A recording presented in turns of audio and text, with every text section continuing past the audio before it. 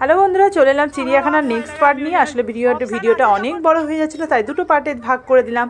এখানে চিড়িয়াখানা থেকে বেরিয়ে পড়েছি, বেরিয়ে এবার গাড়ি পার্কিংয়ের যেখানে আছে সেখানে যাচ্ছি। আর চিড়িয়াখানা থেকে গাড়িটা পার্কিংয়ের জায়গাটা অনেকটা দূর ছিল, এবার সেখান থেকে হেঁটে যেতে আমাদের অনেকটা সময় লেগেছিল। আর মাম্মাম তো যথারীতি বক করতে হতে যাচ্ছে, আর আমরাও বেশ ওর বক শুনতে ভালোই মজা লাগছে আমাদেরও। বিভিন্ন রকম বেশ কথা বলে মজার। আর বাপিমা পেছনে আসছে। আসলে চিড়িয়াখানাটা সারাদিন এত আমরা ঘুরেছি, এত হেঁটেছি, সবাই আনন্দ করেছি, মজা করেছি। আর এত হেঁটে অত বড় এরিয়াটা কভার করেছি, আমাদের আর মানে শরীরে আর সেই ক্ষমতা নেই হেঁটে গিয়ে গাড়ি পার্কিংয়ে যাওয়া।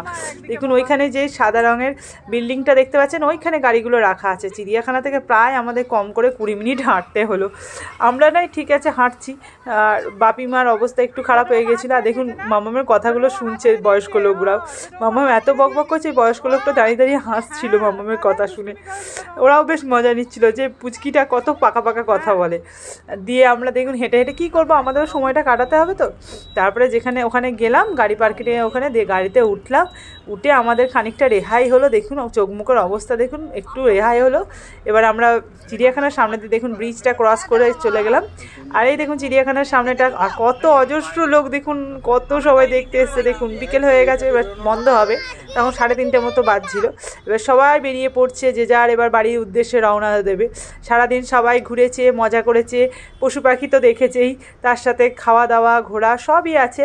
আর এবারে চিড়িয়াখানাটা বেশ ভালোই মজা করে ঘোরা হলো, কারণ ভেতরে অনেক জীবজন্তু ছিল, অনেক পশু ছিল, অনেক কিছু রাখা হয়েছিল।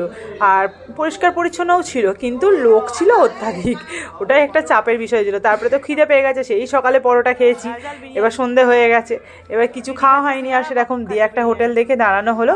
আর অনেকেই জানেন হাই রোডের ধারে নাম করা একটা হোটেল আছে, অনেকই হোটেল আছে, আমাদের অবশ্য এটাতেই বেশি ভালো লাগে। আমরা গেলাম, আর নামটা আর বললাম না। দিয়ে ওখানে গিয়ে মাম্মাম তো যথারীতি বিরিয়ানি খেতে ভালোবাসে, ও আর ওর বাবা বিরিয়ানি নিয়ে নিল।